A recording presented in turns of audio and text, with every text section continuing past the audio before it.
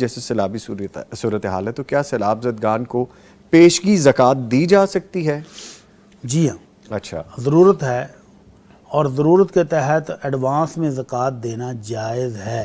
اچھا، کیسے، کتنی، تو وہ آپ ایسٹیمیٹ لگا لیں۔ ایک شخص کے پاس پیسہ ہے، اس کو پتا ہے کہ میرے پاس یہ پیسہ پڑا رہے گا، یہ زیور ہے سال بھر بھی یہ پڑا رہے گا، جی ایسٹیمیٹ کے ساتھ زکوٰۃ دے دیں جی کہ زیور اتنا ہے تو اتنی زکوٰۃ سال کے بعد بنے گی۔ رمضان میں عموماً لوگ نکالتے ہیں، رمضان میں اس کی قیمت کے حساب سے چیک کر لیں، جتنا پیسہ آپ نے دیا تھا اگر وہ زکوٰۃ ادا ہو چکی ہے تو الحمدللہ، اگر کم گئی ہے تو پوری کر لیں، اور اگر زیادہ گئی ہے تو صدقے کی نیت کر لیں کہ میری طرف سے اللہ کی راہ میں صدقہ ہو گیا، تو پیسے دینے جائز ہیں۔ اللہ کے نبی صلی اللہ علیہ وسلم نے حضرت عمر رضی اللہ تعالیٰ عنہ کو زکوٰۃ کی وصولی کے لیے نگران مقرر کیا، تو واپس آ کر رپورٹ دی، اللہ کے نبی سب سے زکوٰۃ لے لیے، 2 بندے انہوں نے نہیں دی۔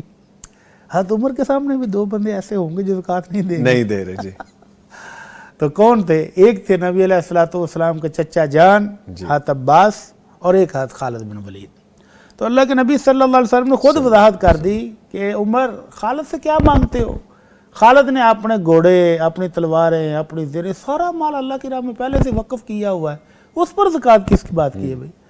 اور حضرت عباس کے بارے میں فرمایا کہ وہ میں نے 2 سال کی ایڈوانس لے لی ہے، ضرورت ہے کسی غریب کو دینے کے لیے، تو اللہ کے نبی صلی اللہ علیہ وسلم نے فرمایا کہ وہ میں اپنے چچا سے 2 سال کی ایڈوانس لے چکا ہوں، آپ کو فکر کرنے کی ضرورت نہیں۔ یہ سوال کا جواب یہی آ تو گیا ہے۔ یہ سوال کا جواب ہی ہے کہ اگر آپ ایڈوانس میں دینا چاہیں، آپ سمجھتے ہیں کہ ضرورت ہے وہاں پر اور میرے پاس اب مزید پیسہ نہیں ہے سوائے زکوٰۃ کی رقم کے، تو آپ دے دیں، اللہ تعالیٰ آپ کا دیا ہوا قبول فرمائے۔ نصاب اس میں کوئی جیسے ہے اس کا حساب رکھا جا سکتا ہے؟ میں نے عرض کیا نا کہ ایک بندے کے پاس زیور ہے 10 تولے، جی، تو وہ تو نصاب کو پہنچتا ہے نا، ٹھیک ہے، تو اس نے زکوٰۃ دینی رمضان میں، تو وہ ایسٹیمیٹ کر نکال کے زکوٰۃ دے دے۔